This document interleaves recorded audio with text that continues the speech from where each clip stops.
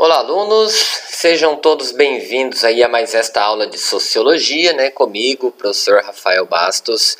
Estamos aí, gente, dando continuidade àquilo que nós já estamos trabalhando desde a aula 3, quando nós começamos a falar de Émile Durkheim, e estamos aqui desenvolvendo alguns aspectos da sua teoria. Afinal de contas, ele é, considerado um dos pais da sociologia, junto com o próprio Augusto Comte, certo? O tema que nós vamos abordar hoje, que foi desenvolvido por Émile Durkheim, são os conceitos de solidariedade, são dois tipos de solidariedade, e como estas práticas podem ou não, na verdade, como estas consciências podem ou não promover uma sociedade anômica, uma sociedade patológica, por assim dizer, ou uma sociedade em crise.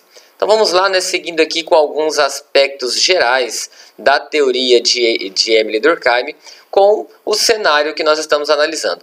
Já tínhamos dito anteriormente que a sociedade que Émile Durkheim está analisando é o modelo de sociedade industrial, a princípio na França, porém, esse modelo de sociedade ele se espalha pelo mundo inteiro e acaba se tornando aí o critério de existência, o critério de relações entre as pessoas aqui no século XX. Apesar de Durkheim estar aqui no século XVIII para o século XIX, no século XX nós já temos aí, de certa forma, instaurado, oficializado esse modelo de sociedade. Nossa sociedade é, entre outras coisas, uma sociedade industrial, ou seja, vive em torno do processo de produção.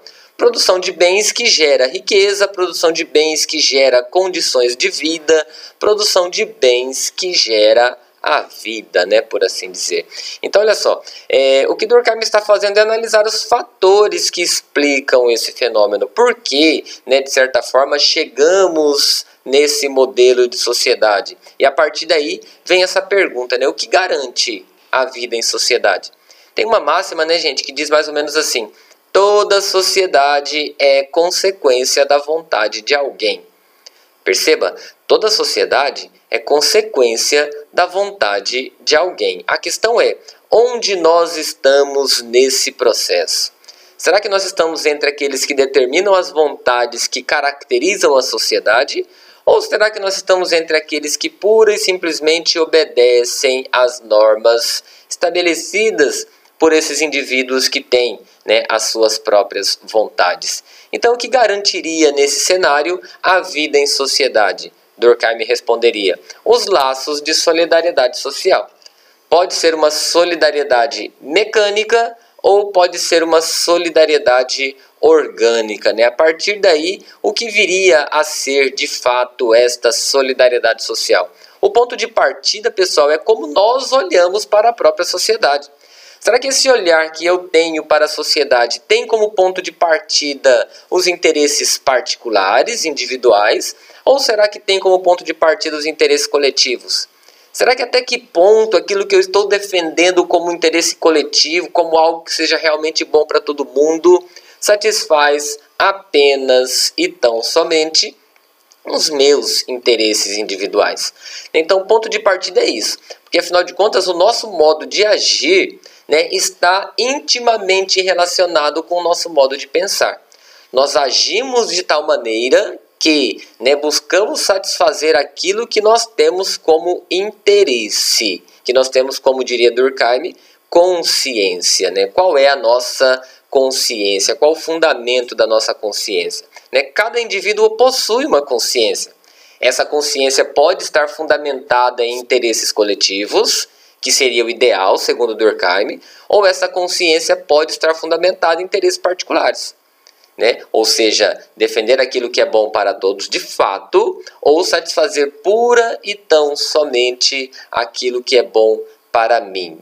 Cada um possui aí esses interesses, essa consciência. Então, nós já tínhamos falado na aula anterior, o ideal seria valorizar a consciência coletiva, porque afinal de contas, consciência é sinônimo de vivência de valores morais, né? E os valores morais é o que molda a ação do indivíduo, né? Valores como honestidade, valores como gratidão, como responsabilidade, valores como amizade, enfim, né? Esses valores em geral são construídos socialmente. Para a sociologia, pelo menos, ninguém já nasce honesto. A honestidade é fruto de várias práticas, né, de honestidade que garante ao indivíduo ser ou não honesto. É claro que não só uma ação honesta vai caracterizar o indivíduo como honesto, assim como uma ação apenas corrupta vai classificar o indivíduo como corrupto, né? O que garantiria a honestidade ou a corrupção seria justamente a união de várias experiências, né, que caracterizam aí este valor ou esta virtude moral, certo? E aí a solidariedade se dá pela consciência coletiva, né? Solidariedade é um termo que subentende relações entre pessoas, né? E nesse cenário os valores se constroem, certo? Ou seja, nós temos a oportunidade de experimentar esses valores morais, essas virtudes morais ou não, a partir da consciência que eu trago em mim, sendo individual ou coletiva, né? Quanto mais intensa a consciência coletiva, mais a gente vai experimentar esses valores morais coletivos, né? Então, a solidariedade passa por esta perspectiva. Depois que nós distinguimos, né, aí o conceito de solidariedade social ou consciência individual, vamos agora estabelecer os dois tipos de solidariedade que Durkheim vai tratar. A solidariedade mecânica, né, que Durkheim percebe que nas sociedades primitivas é muito intenso. A solidariedade mecânica significa aquele pertencimento que o indivíduo tem pelo grupo que ele está inserido, né? No contexto antigo, no contexto primitivo ou num contexto tribal, né, se você perceber bem, os indivíduos eles têm um forte sentimento de pertença pelo grupo que ele vive, né? Eu gosto de usar como exemplo aí a sociedade espartana. Lembra de Esparta, gente, lá na Grécia Antiga? Esparta, por exemplo, tem essa característica, né? Um espartano, ele não é um indivíduo, ele é membro de um grupo, né? Ele tem esse sentido de pertença. Olha como o Durkheim vai definir. A solidariedade do tipo mecânica depende da extensão da vida social que a consciência coletiva, a consciência comum alcança. Quanto mais forte a consciência coletiva, maior a intensidade da solidariedade mecânica. Aliás, para o indivíduo, seu desejo e sua vontade são, né, ao mesmo tempo, o desejo e a vontade da coletividade, do grupo, o que proporciona uma maior coesão, uma maior harmonia social. Coesão é ordem, né, é harmonia social. Então aqui nós temos algumas características de uma solidariedade mecânica que nós encontramos com muita facilidade nas sociedades mais primitivas. Aqui na modernidade, diria Durkheim, né, nós estamos construindo um outro tipo de solidariedade, que ele chamou de solidariedade orgânica. A sociedade como um organismo vivo, né, que é característico da sociedade moderna. Entre outras coisas, com aquela ideia de liberdade, né, vista de forma corrupta, nós construímos na nossa consciência individual o conceito de indivíduo ou individualidade. E nós vivemos não de acordo com os interesses coletivos. Nós somos educados, né, de certa forma, pelas instituições sociais, que é o tema da nossa próxima aula. Nós somos educados a valorizar esses interesses individuais. Isso faz com que o grupo não seja algo que pertença a mim, né? Eu tomo as decisões não pensando no bem-estar coletivo, mas pensando sempre no meu próprio bem-estar. Desde coisas mais simples como que tipo de comida eu vou comer, que tipo de lugar eu vou visitar, até questões mais complexas, que tipo de profissão eu vou ter. Vocês já repararam, gente, que o critério de escolha das nossas profissões, né, de modo geral, está muito mais vinculado para a satisfação do interesse pessoal e desconsidera totalmente o coletivo? Vocês já pararam para pensar que o médico só é médico porque tem o doente? ou seja, precisa do outro. O advogado só é advogado porque tem aquele que é injustiçado. O dentista só é dentista porque tem o outro que está com dor de dente. Ou seja, pensando profissionalmente falando, nós não podemos ser o professor, né? Só é professor porque tem o aluno. Então nós não podemos desconsiderar a presença do outro para que haja aí a sociedade, haja a vida de modo geral, certo? Então, para que eu tenha meus alimentos, eu preciso de alguém que plante, né? Ou senão eu vou ter que plantar, então como eu não quero plantar, ou seja, eu preciso do outro, mas o sentimento de individualidade é muito forte, é muito intenso na nossa consciência aqui na modernidade. Né? Olha como que Durkheim vai caracterizar essa questão.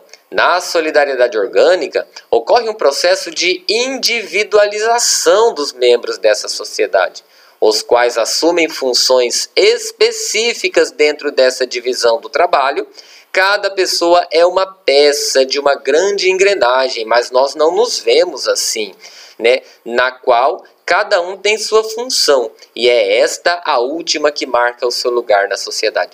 Gente, vocês já repararam que quando a gente fala assim que o ser humano, né, nós somos animais políticos, ou seja, não vivemos sozinho, essa ideia incomoda exatamente por causa disso. Porque o conceito de indivíduo está muito intenso. Quando eu falo que você não é capaz de viver sozinho, você vai tentar criar na sua cabeça um meio para dizer: ah, mas e se eu for para o meio de uma floresta e viver isolado, por exemplo? Está me entendendo? Por quê? Porque o conceito de indivíduo está muito intenso na nossa cabeça moderna. Isso gera, segundo Durkheim, um estado de anomia. O que é um estado de anomia, gente? É um estado de crise. É um estado de, né, socialmente falando, é um estado de ausência de normas. A é um prefixo de negação. Nomia vem de nomos, né, significa normas, regras e leis. Então, há numa sociedade moderna, numa solidariedade orgânica, há essa desintegração das normas. É muito intenso, né, aquela ideia de que as normas foram feitas para serem quebradas. E quebrar as normas para quê? Para satisfazer os meus interesses pessoais. Isso gera uma sociedade patológica. Isso gera uma sociedade doente. Isso gera uma sociedade em crise. Quais as causas dessa crise, gente? Olha só, o acelerado processo de urbanização, a falta de solidariedade, as novas formas de organização das relações sociais e a influência da economia na vida dos indivíduos após a Revolução Industrial. Essas causas geram aí uma sociedade em crise, uma sociedade anômica, uma sociedade que experimenta a anomia, certo? Esse aqui é o conceito de solidariedade e anomia segundo Emile Durkheim, pessoal. Vamos resolver alguns exercícios para ver se ficou claro aí na nossa cabeça essas ideias? Olha só, a solidariedade orgânica da sociedade moderna, lembra do conceito de indivíduo, para Durkheim, estaria pautada pela individualização do sujeito moral, do sujeito social. Em outras palavras, a fortificação das personalidades em detrimento da integridade da consciência coletiva. Nesse sentido, quais foram os principais responsáveis por esse processo de individualização, esse processo de fortalecimento das personalidades individuais, dos valores individuais? Quais foram as consequências, os responsáveis por esse processo? A secularização do mundo, abandono da religião e a racionalização do trabalho, a nova lógica econômica industrial, a explosão demográfica e a crescente especialização do trabalho, as novas políticas neoliberais, a Revolução Francesa e o fortalecimento das religiões protestantes, a descoberta do Novo Mundo, a América, que muda significativamente as relações sociais na Europa, ou a explosão demográfica, a crescente especialização do trabalho e o estabelecimento do Estado laico na Europa. Gente, perceba que tem algumas opções que elas têm aqui, né, entre outras coisas, algumas coisas verdadeiras, mas aqui se você tiver uma afirmação falsa nela, falsifica toda a afirmação, né? Então a letra A secularização do mundo. Secularização significa a separação do Estado com a igreja. O Estado agora é laico, né, secular. o abandono da religião e a racionalização do trabalho, olha, o simples fato do Estado ser laico não significa que trouxe aí esse caos, né? Então, de certa forma aqui, a secularização do mundo não é a garantia disso, não, segundo Durkheim. Depois, o abandono da religião. Apesar do Estado ser laico, a religião não foi abandonada, né? Tanto é que a igreja hoje é considerada uma instituição social, inclusive segundo o próprio Emile Durkheim. A nova lógica econômica industrial, a revolução industrial, a explosão demográfica, né, o êxodo rural e a crescente especialização do trabalho, de certa forma, né, está correta essa afirmação. Vamos ver as demais. As novas políticas neoliberais, neoliberalismo é meados, né, segunda metade do século XX, ou seja, a Revolução Francesa, século XVII, e o fortalecimento das religiões protestantes, século XIV, século XV, totalmente anacromática nessa afirmação, além de absurda. Depois, a descoberta do Novo Mundo na América, quer dizer, foi a descoberta da América que trouxe esse mal-estar, né? Nem continua essa leitura, né? E a explosão demográfica, né, tem a ver, né? Foi o êxodo rural. A crescente especialização do trabalho, né, tem a ver também com a Revolução Industrial. E o Estado laico, o Estado laico tem a mesma coisa que a secularização do mundo lá na A, né, que deixou a A falsa, então deixa a E falsa também.